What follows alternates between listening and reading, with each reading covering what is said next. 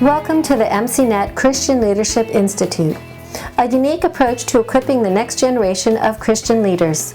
CLI is an initiative of the International Ministry Coaching Network and implements a competency-based mentorship for ministerial training. It provides a program for pastors and church leaders to train their leadership teams. This podcast series is designed to equip you in how to use the materials and implement this training within your church or organization.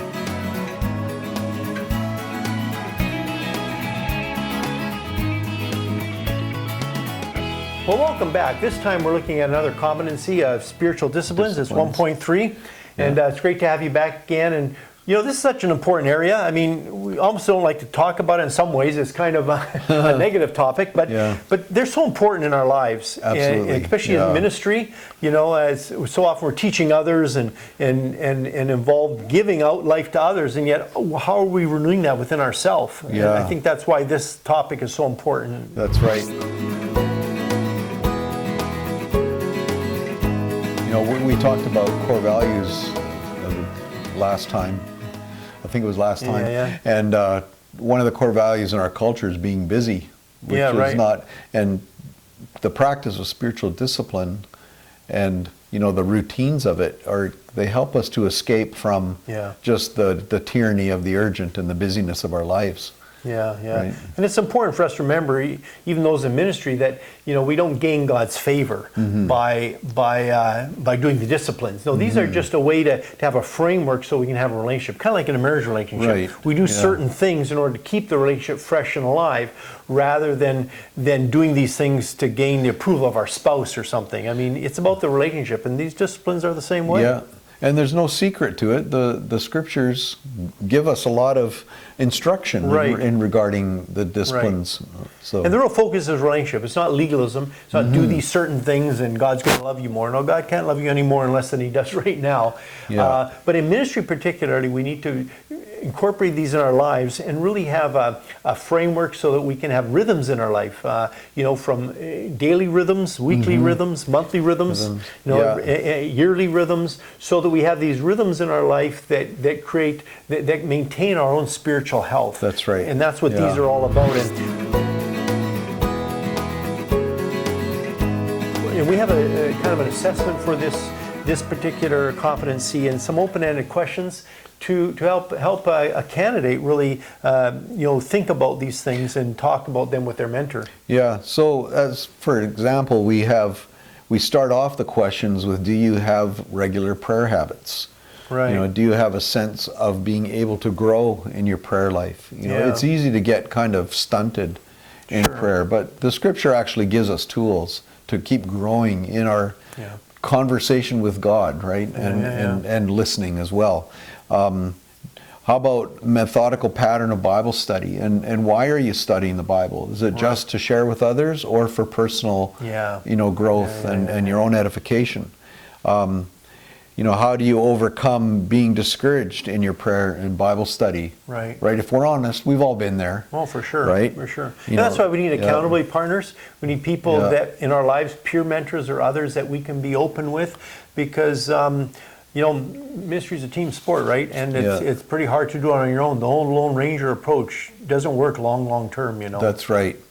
Yeah. And we have questions having to do with other disciplines like meditation, fasting, learning, lifelong learning, things like that. You know, these are to help us to kind of evaluate. Really develop a lifestyle. It's not about just your devotion time, but really a real holistic approach, looking at what's our whole lifestyle and how are we growing. And so this competency is really focused on that. And again, as you can see, these are very personal type of topics, which is why you need somebody you can trust. You can walk through this with you and be honest with yourself. So on the other side of the break, we'll come back and look at some of the readings and a few more concepts regarding spiritual disciplines. Stay with us. If you are interested in using this training program to develop leaders within your church or organization, click on the link in the description or go to our website, mcnetcli.org/contact. This competency mentorship is being used by both young as well as seasoned leaders. The program is currently available in English, Spanish, and Russian. By registering, you will have access to all our materials through the CLI online platform, providing you all the materials necessary to equip your leaders. Upon completion of the program, each candidate will earn an International MCNet Leadership Certificate. If you would prefer to download the materials of individual competencies, go to icmcanada.org/MCNetCLI. Welcome back. We're looking at the competency of spiritual disciplines and the need of that in our life, but doing it in a grace-filled sort of way. So we have some readings that come out of some of our writings. The Discipleship Through Intentional Relationships Guide, which is very subtly featured over my left shoulder. Not so subtle. We're shameless. But it's a great tool to help you grow in your personal life, or for you to use to help others grow. And that's the Discipleship Through Intentional Relationships Guide, and also the Mentoring Through Intentional Relationships Guide, which is for young leaders. But here we cover areas of, like we were mentioning last time, about Bible meditation, prayer, but also some of the things you might not think about. What does it mean to have a life of walking in the Spirit, fasting maybe? How about some of the community disciplines? Right. Confession, freedom, healing. You'll recognize some of these. We've kind of been influenced by Richard Foster and some of his stuff, if you've read some of his things on this. But anyway, some of those readings, I don't know if there's something that you'd like to mention about them. Yeah, well, just in the discipleship guide, in the first guide, we cover the basics. Right. And, as a leader, maybe you don't want to go back to the basics, but I think it's important that you revisit the basics, and meaning prayer and Bible study, and how are we still growing those things. And then in the other chapter, we write on some of the different things that you've mentioned about fasting, meditation, and then some of the community disciplines. One of the things that's become more important to me, even later on in life here, is the rhythms of life. And I think that's what we're talking about with discipline. It's not just a specific time. Okay, I pray from 8 to 8:30. But it's more of the rhythms of life. Like, do you have a rhythm every day of spending time with the Lord? It's not just during that time, but throughout the day. Those points. I find myself during the day. You're praying throughout the day, or you're bringing that. It's a relationship, so it's a daily thing, and then. Every week, do you have a Sabbath? I know in evangelical circles we're kind of down on the Sabbath, but there's a great power in having this time where every week you're focusing on the Lord in a specific sort of way, or on things that rejuvenate us. And then monthly, what is your rhythm? Then annually, what is your rhythm? Do you have those times every quarter that you're focused on a time away, or whatever it may be? And you talked about how we don't want to go down to the basics often, but then I think of a guy like a golfer like Tiger Woods. Here's a guy. How many times has he reinvented his swing over the years? Something would happen, or even if it didn't happen, they want to get an extra 10 yards, an extra 5 yards. Well, if these guys in such a practical way of golfing, how much more those of us that handle the Word, that are in ministry, we need to. This is an area that's so important that we need to take the initiative. Nobody's going to do it for us. Right. Nobody's going to force you to do it. But if you don't do it, and the thing is, sometimes you can have so much tank in the gas from the knowledge that you have. Yeah. Do you think, well, I don't need to do this? Or you don't. You might not say that, but you kind of think, well, I can get a pass here for a week or two, or a month, or a year. Right, and it's important to always be fresh, and to be back into the Word. Not just pulling out old sermons. Right.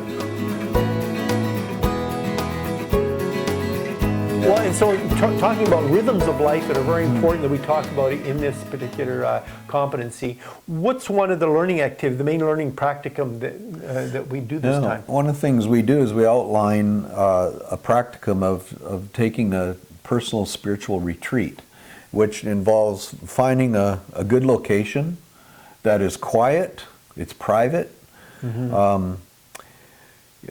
Take some time before your retreat to prayerfully consider what your expectations are. What are you really searching for? It's important to lay out kind of an agenda for your retreat, so you're not just wasting time. You're not just spinning. But how will you engage in various disciplines? What texts are you going to focus on? Do you need to take a prayer kind of list with you, or a prayer concept with you? Choose your scriptures, choose your focus, but mostly just be open to the Lord. Yeah, take right? a day. It's about taking that time away, isn't it? Taking the time, and separating yourself from the things that are distracting, like maybe your cell phone. Yeah, and your computer. And maybe even good things like ministry and people. Like you see Jesus always. Even after the great miracles, and they were ready to say, "Hey, let's make him king now." What did Jesus do? He pulled himself away. He went to the mountains, and that's so important to keep yourself tethered to reality. I find. Rather than believing your press reports or whatever.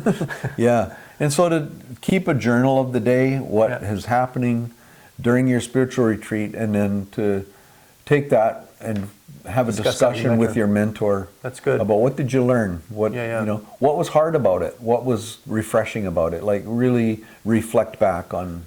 And this isn't just a one and done thing. Right. This is the type of thing that will build rhythms in your life, and there's other readings that will provide so that you can actually think through as you go through ministry, and as you're either beginning your ministry or maybe you're later on in ministry and you need to recalibrate some of this so that you can really learn how to have a rhythm of spirituality within your own life, which is so key as you want to serve others. So.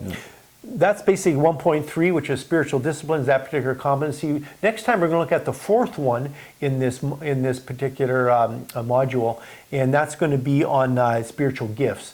So we hope you'll join us next time. Look forward to talking again about the next competency, spiritual gifts. To learn more about this MCNet leadership training program and how you can implement it with your leaders, download the free orientation guide at MCNetCLI.org.